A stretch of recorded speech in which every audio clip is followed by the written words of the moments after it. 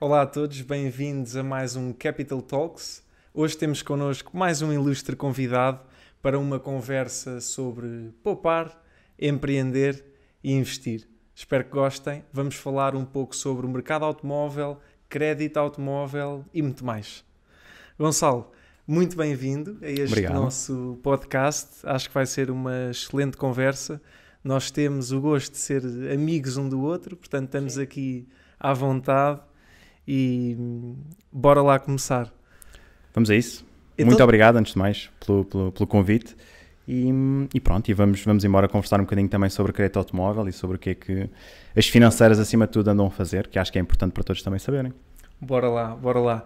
Em relação a ti, Gonçalo, tu tens um percurso giro. Estiveste no BPI, portanto banca tradicional. Portanto, tive cerca de 2 anos e meio no Banco BPI e pronto, e depois surgiu a oportunidade de ir para uma outra empresa de uma área totalmente distinta, tentar trazer também um bocadinho algo diferente àquilo que é o meu currículo. E ingressei na Groupon, no caso, e pronto, e estive na Groupon novamente, sensivelmente 2 anos e meio, 3 anos, mais numa vertente muito mais comercial e não tanto ligado à área da banca. E depois decidi regressar novamente a esta área bancária, mas numa vertente diferente daquela que é a banca tradicional. Tenho um bocadinho os dois mundos, uma parte mais de banca tradicional do Banco BPI, e neste momento na Volkswagen Financial Services, uma banca diferente, virada para o crédito automóvel única e exclusivamente, e portanto, e aqui estou já faz 5 anos, em abril. Só voltando um bocadinho atrás, tu trabalhaste na Groupon, que eu acho que é uma empresa interessante, porque foi uma empresa que a certa altura explodiu, cresceu por todos os lados, e na China e na Europa, e depois ficou listada na bolsa e o preço disparou. Como é que era a empresa quando tu lá estiveste? Era uma loucura? Era um ritmo louco? Sim, a Groupon foi uma experiência para mim fantástica. A Groupon era uma empresa super jovem. Nós iniciámos cá em Portugal. A Groupon era líder deste tipo de marketing digital e marketing de cupão, digamos assim, de desconto em Portugal. E portanto tinha toda a agitação daquilo que era uma empresa startup, uma empresa muito recente, mas que era líder de mercado naquele setor, naquele segmento, e portanto tinha todas as características inerentes a uma empresa que é líder. Portanto tinha muito movimento, era muito stress, era muita pressão de venda, mas por outro lado tinha a outra componente de startup, tinha a componente de uma equipa super jovem, todos se conheciam. Hoje tenho amigos para a vida da Groupon. E, portanto, foi efetivamente uma experiência muito, muito positiva na Groupon. Muito bom. E agora, indo ao teu trabalho atual na Volkswagen, tu estás na parte de Financial Services, mas tu és Brand Manager dos automóveis de luxo, pá. Sim. Lamborghini, não é? Neste momento, Ducati, Porsche e Bentley. E Bentley, isto é especial, mas como é que é? Por isso é que vens assim todo bem vestidinho? Não, na banca tradicional acaba por ser um bocadinho o dress code, obviamente. Não por ser de luxo, de trabalhar diretamente nas marcas de luxo, mas acaba por ser um bocadinho o dress code. Não, a realidade é que eu entrei, portanto, eu era responsável por uma carteira de clientes de marcas generalistas, portanto, de marcas do grupo Volkswagen, Skoda, Seat, Audi, por aí fora.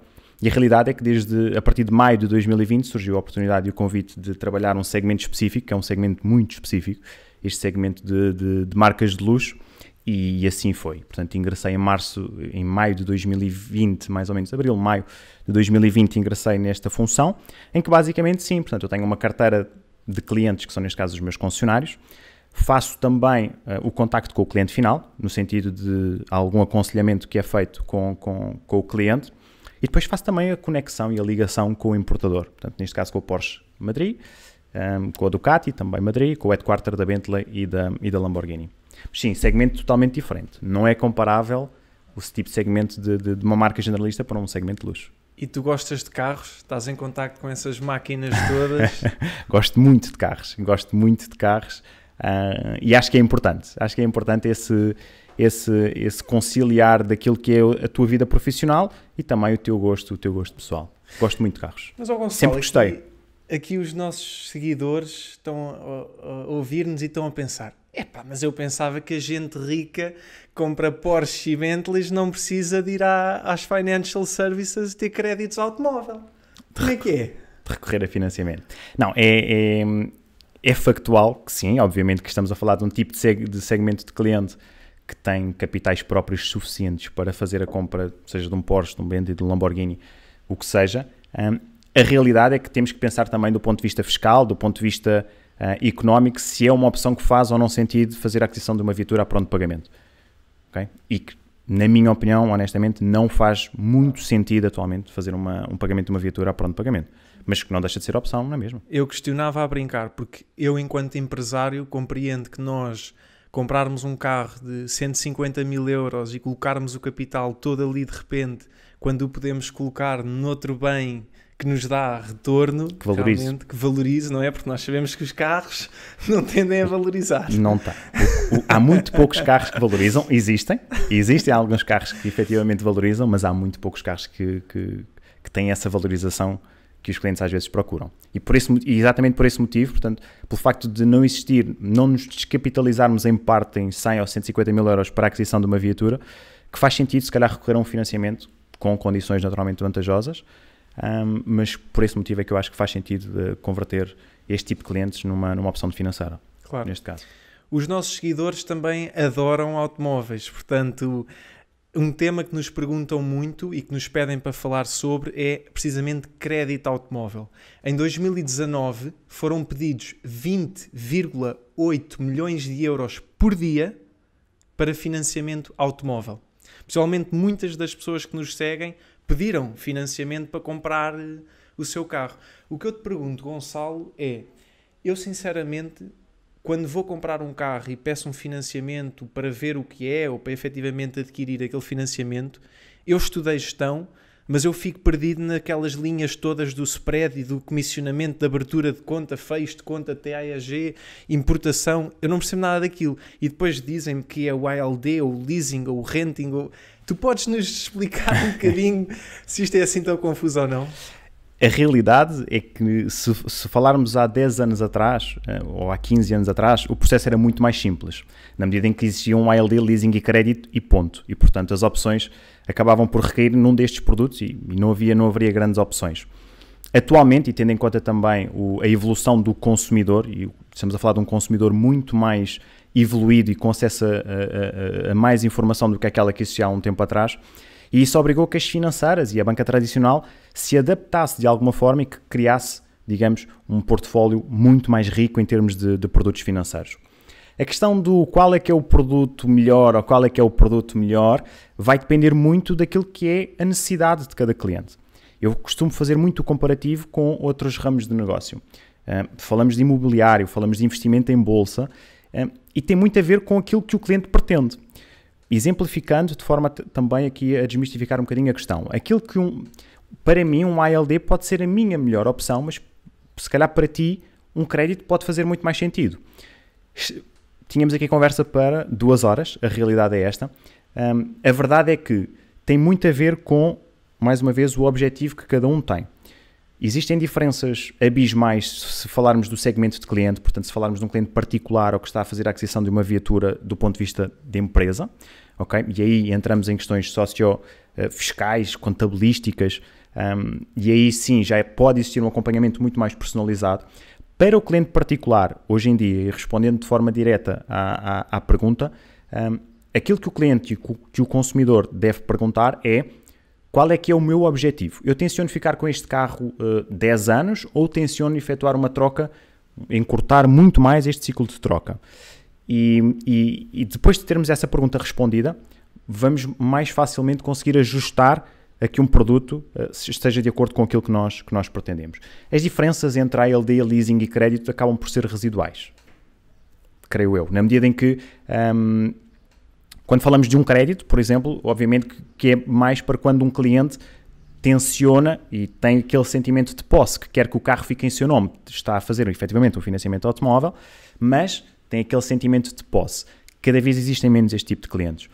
Obviamente que para outro tipo de cliente que não valoriza tanto a questão da posse, ou até valoriza que o carro não esteja em seu nome, porque existem clientes que não pretendam que o carro esteja em seu nome, obviamente que a opção já deverá recair num ALD ou num leasing, que aí já fica em nome da financeira ou do banco. Portanto, vai depender muito de cliente para cliente, sinceramente. Muito bom. Olha, digo-te já que eu pessoalmente gostei muito de ouvir esta explicação, porque eu sinto, e foi uma das questões dos nossos seguidores, que foi: qual é o futuro dos carros a gasóleo nos próximos 10 anos? E por outro lado, será que eu devo comprar um carro agora? É que eu sinto que cada vez mais pessoas têm medo de chegar a um stand e de pagar ali 25, 30, 40 mil euros a pronto por um carro, se é gasóleo, se é híbrido, se é elétrico, mas depois não há postos. E portanto, eu pessoalmente, eu acho que estas formas de comprar o carro, o leasing, o renting, até acho que dão mais segurança a quem está a fazer essa aquisição. O que é que tu achas sobre os carros a gasóleo, por exemplo? Sim, tocaste aí num ponto principal, que é, hoje em dia, as financeiras e a banca tradicional tentam ao máximo que o risco fique do lado da financeira. Ok? E isso significa o quê? Esse exemplo que acabaste agora de falar, da questão do carro a diesel, num caso de renting, em que o cliente contrata, vamos imaginar, 60 meses, a realidade é que chega ao final de 60 meses e o carro pode ter um valor comercial muito mais baixo do que aquilo que o cliente estava à espera, e a financeira vai ficar com esse carro. Portanto, é a financeira que vai assumir esse valor residual, falando muito especificamente do renting. E isso atualmente pode ser efetivamente uma opção a considerar, atendendo à flutuação que está a existir entre a questão do diesel, se faz sentido ou não comprar o diesel. Se me perguntam se daqui a 10 anos, ou se hoje é vantajoso efetuar a compra de um carro a diesel, eu diria que, lá está, vai depender do tipo de cliente para cliente, ou seja, aquilo que eu quero dizer é, se calhar o carro elétrico, o 100% elétrico, hoje não vai servir para todos os clientes. Um cliente que faça 50 mil km por ano, se calhar não vai conseguir, ou não faz sentido, se calhar, fazer a aquisição de um carro 100% elétrico atualmente. Da forma como as coisas estão a evoluir, se calhar daqui a 10 anos pode fazer algum sentido. Portanto, aquilo que eu digo é tentar fazer este diagnóstico de necessidades e perceber: faz sentido, tendo em conta os quilómetros que eu ando por ano, ter um carro atualmente elétrico, sabendo dos pontos positivos e dos pontos negativos que estão inerentes a esta aquisição? Se sim, muito bem. Acho que é uma excelente alternativa do ponto de vista de sustentabilidade e do ponto de vista também de poupança de energia. Acho que, de poupança neste caso em termos de rendimento, porque também existe uma poupança na questão do gasóleo ou gasolina, e portanto eu acho que é isto que devemos ponderar. Se para mim faz sentido fazer a aquisição de um carro 100% elétrico ou não. Se não faz neste momento, então se calhar convém, ou se calhar aquilo que eu sugiro é fazer um financiamento de um carro a diesel com o risco a ser assumido por parte da financeira. E hoje existe uma panóplia de produtos da banca tradicional e das financeiras associadas aos construtores automóveis que permitem fazê-lo, que permitem que o risco e o ónus fique do lado da financeira. E assim o cliente está protegido. Pois, por isso é interessante. Tanto o cliente usa o carro durante 5 anos, depois devolve o carro à financeira e a financeira depois coloca o carro no mercado, fica para um comerciante vender em segunda mão, talvez, por exemplo, não é? É assim que funciona. Sim, e o consumidor acaba por ter praticamente sempre um carro novo. Porquê? Porque ele fica com o carro durante 4 ou 5 anos, chega ao final daquele prazo e volta a fazer um novo financiamento, volta a ter uma nova viatura, já com a realidade atual daqui a 5 anos. Voltando aos carros elétricos, há uma coisa que me chateia pessoalmente, que é o facto de Portugal andar sempre um bocadinho atrasado. Eu vi no outro dia uma notícia, penso que era verídica, que na Alemanha as áreas de serviço, as bombas de gasolina, já tinham de ter obrigatoriamente o carregamento elétrico. E em Portugal isto é uma coisa que a questão não é terem todas obrigatoriamente, a questão é quais é que têm. Quais é que têm?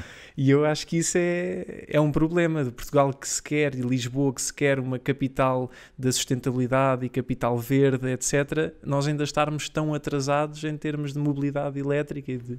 Sim, é factual, ou seja, existe efetivamente um longo percurso aqui em Portugal a percorrer no que à eletrificação diz respeito, mas há que perceber que estão a ser dados passos nesse sentido, ou seja, estão a existir parcerias entre construtores automóveis e empresas de eletrificação, de forma a que existam postos de carregamento, inclusivamente postos de carregamento que eles chamam os superchargers, que são os de carregamento rápido, que vão ajudar muito na questão da otimização de tempo, porque é um dos problemas de quem compra um carro 100% elétrico atualmente, tem muito a ver com o tempo que pode demorar o carregar o carro, porque nós vamos pôr combustível e demoramos 5 minutos a testar o depósito, enquanto que um carregamento... E os carros, em teoria, têm 400 km de autonomia, depois a gente vai a conduzir e afinal só tem 300 ou 200.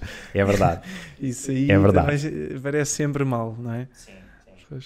É uma gestão que tem que ser feita e é um mindset que vamos ter que alterar todos, enquanto consumidores. A mim há algo que eu gosto muito, também gosto muito pessoalmente de carros. O meu primeiro carro foi aos 18 anos um Golf 4 a gasolina de 2001, comprado no Cartaz, Distrito de Santarém, negociado ali cêntimo por cêntimo. euro, cêntimo a cêntimo. Entretanto já tive a sorte de ter mais alguns carros, mas de facto é uma questão com que eu ainda tenho de lidar, que é, gosto muito dos carros elétricos, gosto muito de supercarros, mas um carro daqueles bons que não faça o barulho no arranque deixa-me sempre assim um bocadinho ainda na dúvida.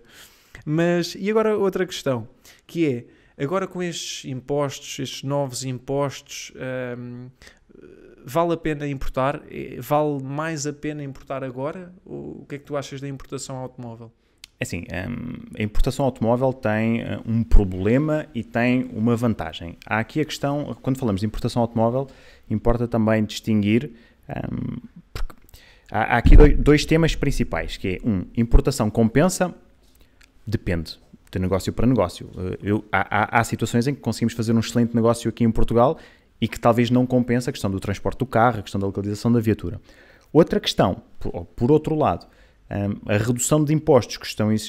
Antigamente existia uma carga fiscal gritante relativamente à questão da importação de carros. Atualmente essa carga fiscal foi reduzida e foi diminuída, portanto existe um decréscimo grande na questão fiscal de importação de carros. Mas foi reduzida porque era ilegal, não é? Deu-se como ilegal o imposto que Portugal cobrava. Cobrou a mais.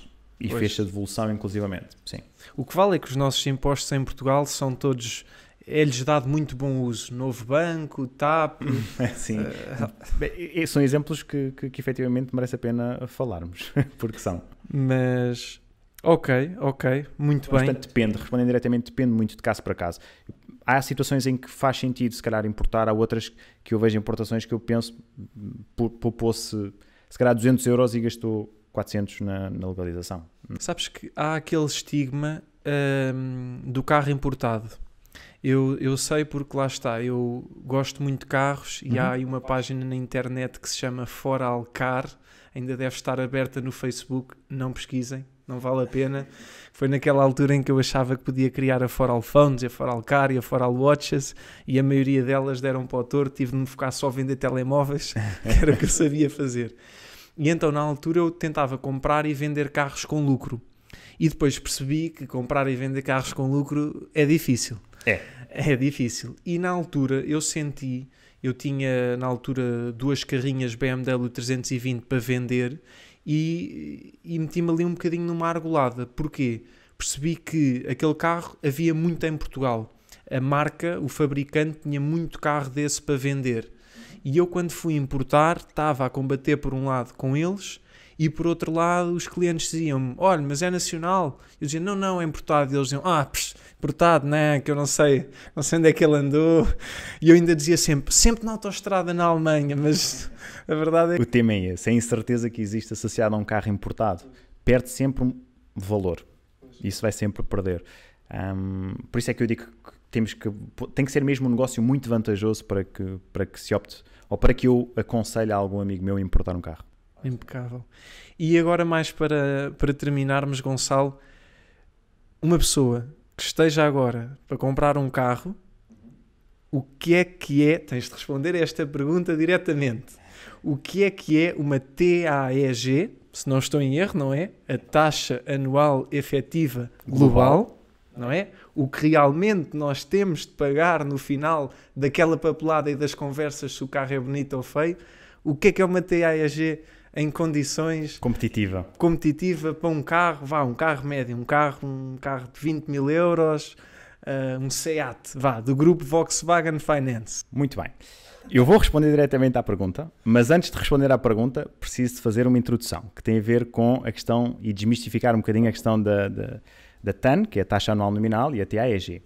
Muitas vezes aquilo que se ouve, o comparativo que ouvimos na questão da TAEG, às vezes percebemos que estão a comparar TAEG por TAEG e a mensagem que eu queria passar é que nem tudo é TAEG, nem tudo é TAN. Apesar de ser aquilo que o consumidor dá importância, nem tudo é uma taxa anual nominal ou uma taxa anual de efetiva global. E, portanto, respondendo e pegando neste exemplo, é importante ponderar prazos, tipo de produto, rapidez de resposta. Hoje o consumidor valoriza muito a questão da gestão do contrato após a celebração do mesmo. E, portanto, é importante também ponderar a questão do apoio ao cliente, a rapidez na autorização de entrega, rapidez na documentação contratual, o próprio atendimento, e portanto eu acho que devemos desmistificar um bocadinho aquela questão do comparar única e exclusivamente a TAEG. Obviamente que deve ser importante e acho que deve ser tido em consideração, mesmo do ponto de vista de comparativo, mas existem muitos mais fatores associados a um crédito automóvel que devem ser tidos em consideração. Respondendo diretamente à pergunta e não querendo me tornar repetitivo, vai depender sempre muito de marca para marca, vai depender muito de contexto para contexto, ou seja, particular ou empresa, o tipo de negociação que existe. Eu diria que, em média, uma taxa anual, uma TAEG, deverá rondar entre os 3% e os 4% para ser competitivo. Obviamente que vai haver clientes que vão conseguir uma taxa de 1 e vai haver clientes que vão conseguir uma taxa de 6. É a realidade. É a realidade, depende muito de cliente para cliente. Destes carros de luxo, quais é que são os que tu mais vendes? É assim, destas 4 marcas, obviamente que a marca de maior volume, que não é de volume, é naturalmente a Porsche. E, portanto, nessa perspectiva, as viaturas mais vendidas acabam por ser as da marca Porsche. Dentro da marca Porsche existem várias versões, mas a versão mais vendida atualmente tem muito a ver com os 911, e com o Cayenne, atualmente. E estamos também a falar do Taycan, que deve ser feita também uma referência, que é o 100% elétrico da Porsche. A Porsche, se não estou em erro, o ano passado, ou terá sido 2019, teve um dos melhores anos de sempre. Sim, sim. A Porsche tem vindo a crescer de forma muito orgânica em Portugal, não só, mas em Portugal. E a tendência é de crescimento, ou seja, a Porsche tem grandes perspectivas de aumentar números e de crescer em Portugal, principalmente. Impecável. Gonçalo, e uma última questão que tem a ver sobre as empresas. A Volkswagen é uma empresa gigantesca. Se calhar as pessoas não têm a noção que a Volkswagen tem... Lá está, eu vou tentar... Tem a Volkswagen, não é? Tem a Porsche, tem a Lamborghini, tem a Ducati, tem a Seat, não? Tem a Seat, mais alguma? Skoda, Audi, veículos comerciais. Epá, têm quase todos. Praticamente, não, estou a brincar, são 12 marcas. Como é que é trabalhar numa empresa alemã, dura? Como é que é trabalhar nessa estrutura? Não, acima de tudo é desafiante. Acaba por ser um bocadinho um desafio diário, um bocadinho à sequência daquilo que eu falei da Groupon, acaba por ser uma pressão diária que existe e que é normal que exista neste grupo, não é? Porque é efetivamente um grupo automóvel super sólido. É uma empresa alemã, portanto também temos que dizer que é muito rígida naquilo que é os processos, e estamos, efetivamente, a Volkswagen está neste momento a trabalhar, principalmente a Volkswagen Financial Services neste caso, está a trabalhar mais numa perspectiva de tentar ter um portfólio de produtos que permita ir de encontro às necessidades do cliente e tentar ser o mais tailor-made possível. Porque eu acho que vai ser por aí o futuro, que é cada cliente é um cliente e deve ser tratado dessa forma. Impecável. Muito bem, Gonçalo. Foi uma excelente conversa. Espero que os nossos seguidores fiquem a perceber um bocadinho mais deste ramo automóvel. Tenho a certeza que sim. Quero também agradecer à Volkswagen Finance e ao Gonçalo por esta oportunidade e espero que nos continuem a acompanhar no Capital Talks. Vamos falando.